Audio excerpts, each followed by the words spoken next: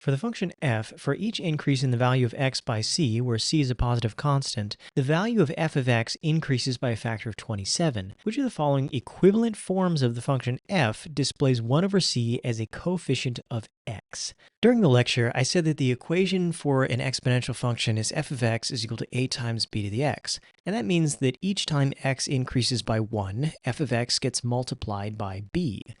Now, the general form of that is f of x is equal to a times b to the x over c, where each time x increases by c, f of x gets multiplied by a factor of b. And so looking at our answer choices, we see that a has to be 48, b is 27, since that's the factor of increase. And then if we look at answer choices b and d, because those have some form of a 27 in the parentheses, we see that c has to be 6.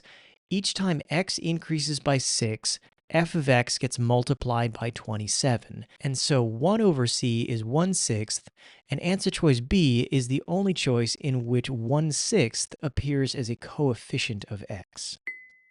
The function f is defined by the given equation. The equation can be rewritten as f of x is equal to 1 plus p over 100 to the x, where p is a constant. Which of the following is closest to the value of p? We can push in that 1/4 to get 1.84 to the 1/4 in the parentheses. Now, if you're confused by what I did on that step, be sure to check out my video on exponents in the link below. So inside the parentheses, we have about 1.165, which is closest to a p-value of 16. Now, you could have also used Desmos to solve this problem simply by plugging in the original function and then comparing that to the rewritten function with each answer choice in place of p. The equation above models the number of members m of a gym t years after the gym opens. Of the following, which equation models the number of members of the gym q quarter years after the gym opens? This is one of these unit switching exponential equation problems, so our strategy is to use a test number to get 1 in the exponent. Let's consider t is equal to 1. At 1 year, m is equal to 1800 times 1.02, and so we need an answer choice that equals that when q is 4, and the only answer choice that works is A. The equation above can be used to model the population in thousands of a city t years after 2000. According to the model, the population is predicted to increase by 0.5% every n months. What is the value of n? We already have a 0.5% increase in the parentheses. We just need an exponent of 1, so that makes t 3, and so q is 36.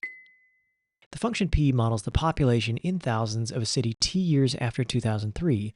According to the model, the population is predicted to increase by 4% every n months. What is the value of n? This is almost the same problem as the previous one. We already have that 4% built into the lower parentheses in that 1.04, so now we just need an exponent of 1, and so that makes t 2/3, and 2/3 of a year is 8 months. A model estimates that at the end of each year from 2015 to 2020, the number of squirrels in a population was 150% more than the number of squirrels in the population at the end of the previous year. The model estimates that at the end of 2016, there were 180 squirrels in the population.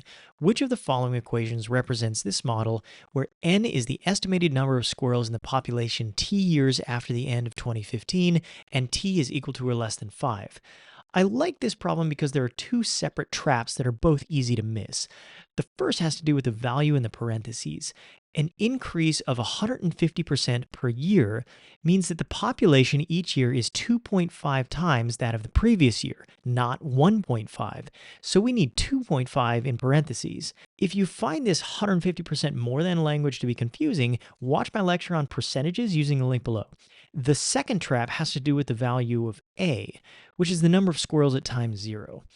There are 180 at the end of 2016, but T is defined as the number of years after the end of 2015, not 2016.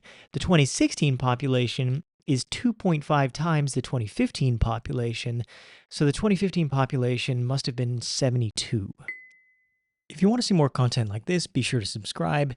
And if there's one topic in this series you should not skip, it's quadratic equations. The quadratic equation problems on the digital SAT are guaranteed to knock your socks off.